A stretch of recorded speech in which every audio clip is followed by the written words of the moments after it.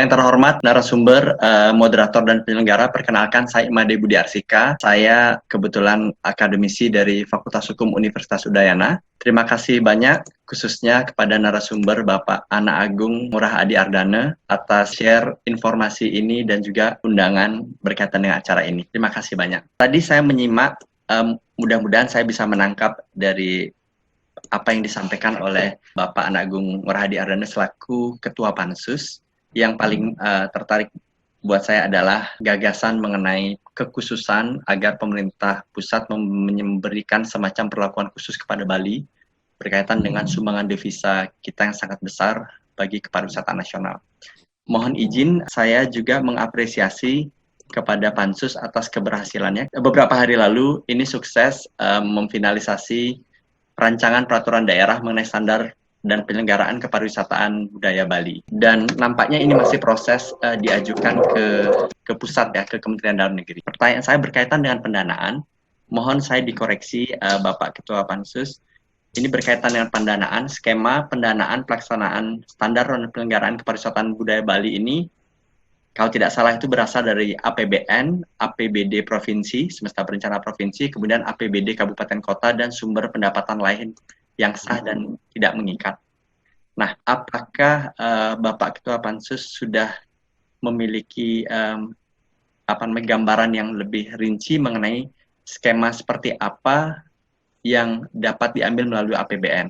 Sepanjang yang saya tahu, misalnya sebelumnya ada menu dana alokasi khusus bidang fisik kepariwisataan, misalnya itu yang diterima oleh beberapa pemerintah daerah di Bali misalnya.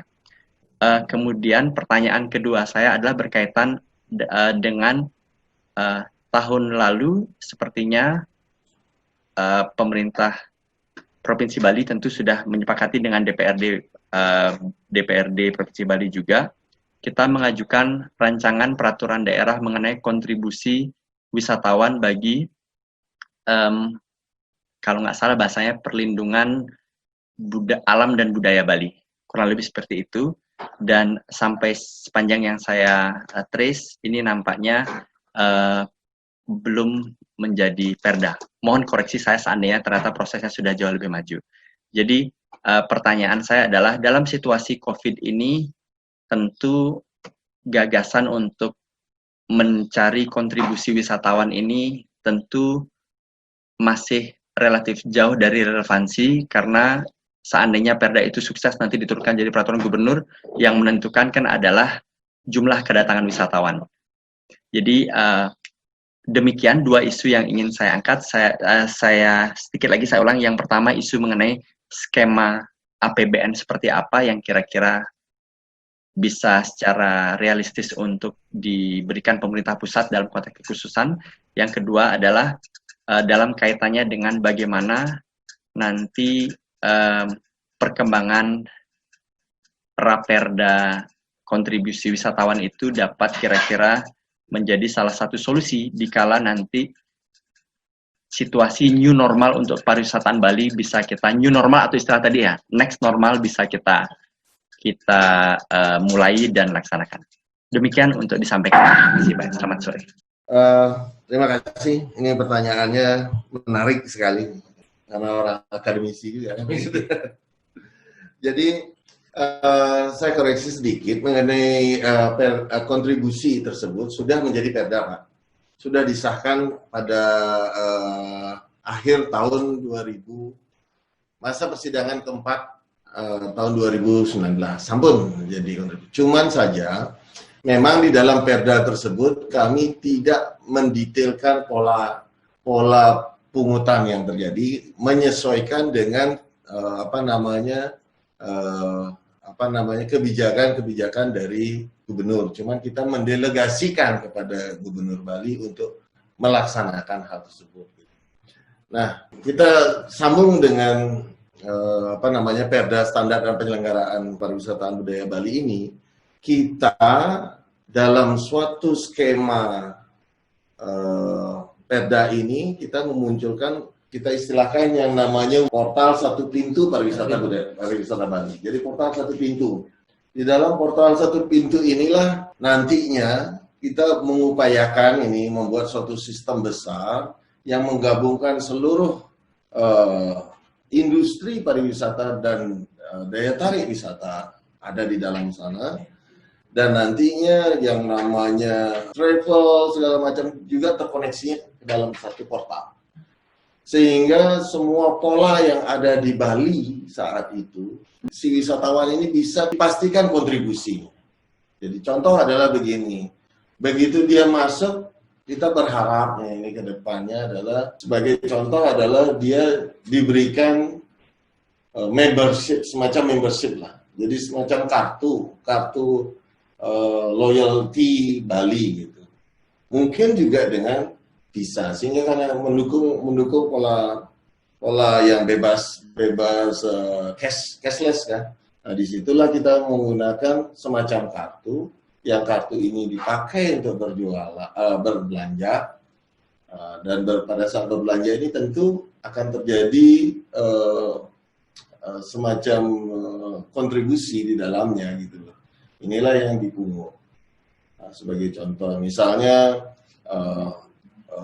tinggal di Hotel A ini sebagai base-nya, dia memiliki UMKM yang terkoneksi gitu misalnya.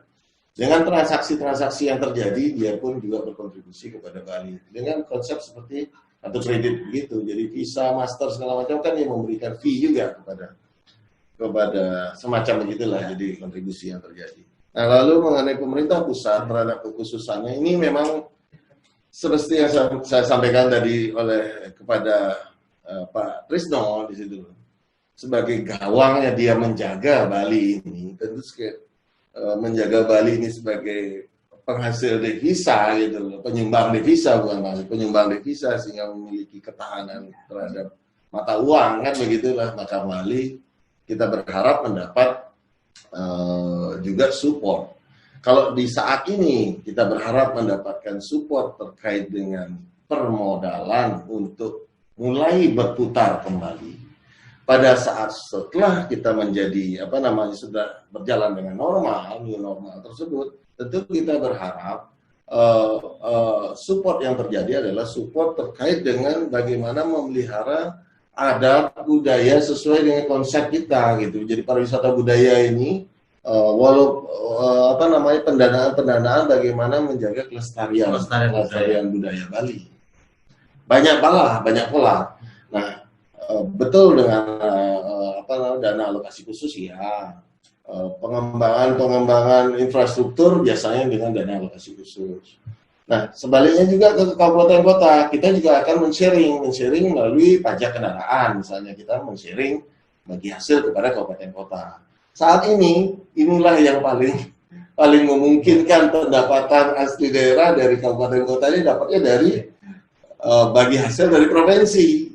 Nah, ini kita berharap semua berkontribusi akhirnya, dan di kabupaten kota tentu juga bergaris lurus dengan kebijakan-kebijakan yang diterapkan di RPJM. Jadi RPJM kita menyebutkan mengenai selalu mengarah kepada berfokus kepada Satkerti, contohnya Satkerti. Jadi Satkerti itu 6 hal yang kita keharmonisan kita dengan alam.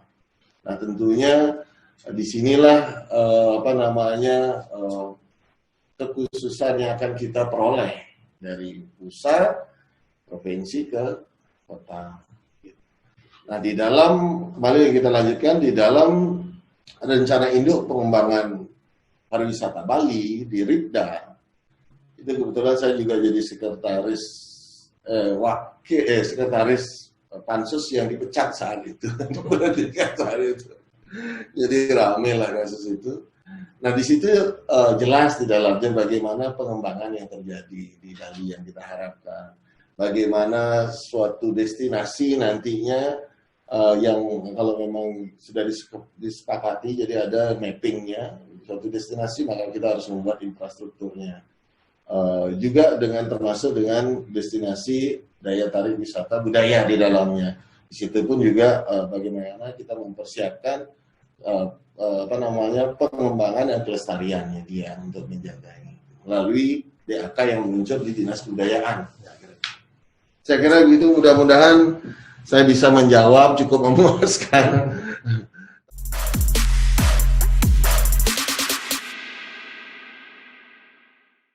Silakan. Dari Tribun Bali, Anak Agung Gede Sri. Oke, selamat sore para pembicara. Ini saya juga pakai masker, ikut protokol dari pencegahan COVID ya. Ya, mungkin untuk penjelasannya sudah sangat jelas dari Bank Indonesia dan juga dari GIPI. Mungkin saya ingin bertanya kepada Pak Gung Adi ya. Untuk Pak Gung Adi, tadi kan Bapak mengatakan bahwa Bali itu menyumbang 19,2 miliar USD devisa dan itu lebih tinggi daripada oil dan gas. Sementara yang saya ketahui yang dikembalikan ke Bali selama ini tidak sebesar itu gitu loh. Kemudian kira-kira sejauh ini apakah sudah ada perkembangan terhadap istilahnya dana yang diterima kembali oleh Bali dari yang disumbangkan ke devisa Indonesia itu, sehingga kayaknya di masa-masa COVID sekarang ini Bali nggak terlalu diperhatikan, padahal ekonomi Bali sudah anjlok minus 1, sekian persen. Apakah dari Dewan dan juga pemerintah tidak ada upaya untuk berbicara kepada pusat, kira-kira apa yang bisa diberikan kepada Bali? Karena yang terakhir saya dengar dana dari Kementerian Keuangan itu pun juga tidak seberapa untuk Bali. Sementara banyak sekali karyawan yang di PHK dan juga dirumahkan, karyawan hotel khususnya ya. Bahkan ada dari PHRI mengatakan ada hotel yang sudah dijual gitu. Terus tadi Bapak mengatakan mengenai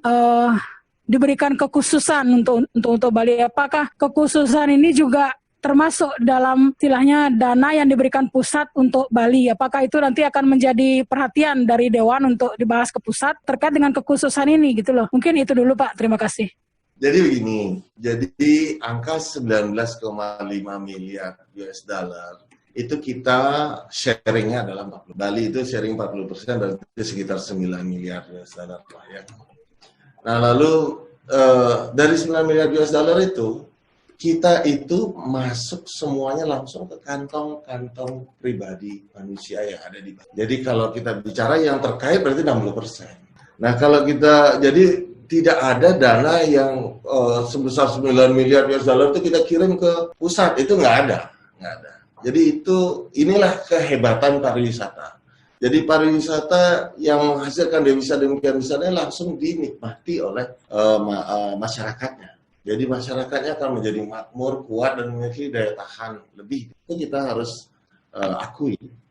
Nah, namun ada yang namanya pajak. Nah, pajak inilah yang masuk ke pusat.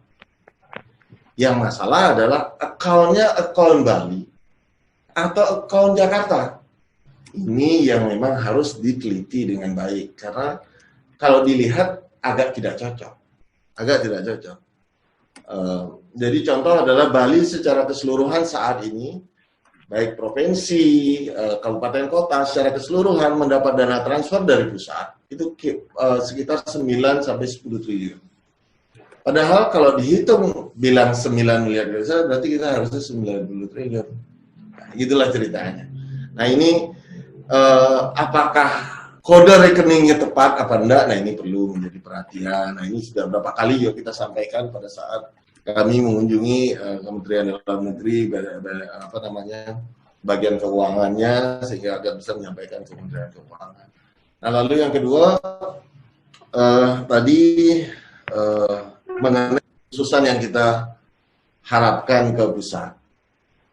Tentunya dari hal ini kekhususan yang kita minta tentunya kembali lagi, jadi perlakuan khusus yang kita harapkan saat ini tentunya selain yang kita sampaikan tadi adalah mengenai permodalan segala macam itu, juga tentunya mendapat sharing yang lebih gitu. Sharing yang lebih itu artinya dana bagi hasil, tidak ada dana bagi hasil, mohon maaf. Jadi di dalam Undang-Undang 33 tersebut dana bagi hasil beda lagi. Jadi itu hanya terkait dengan hasil bumi, hasil yang dijual keluar. Kalau ini kan sudah langsung dinikmati. Jadi pajaknya yang penting kita menjadi kalkulasi yang benar. Jadi pajak yang dikirim ke pusat yang akan dibagikan kembali ke Bali ini tentunya memiliki nilai yang berbeda karena struktur ekonomi yang berbeda, butuh perlindungan yang berbeda, perlindungan terhadap adat dan budaya. CBI ada berkepentingan CBI ini karena dia jualannya dia untuk menjaga stabilitas mata uang ini. Nah tentu BI juga ikut bisa mendorong juga gitu loh, agar bisa kita mendapat kekhususan baik dalam saat ini dalam permodalan juga dalam menjaga adat dan budaya itu. Begitu.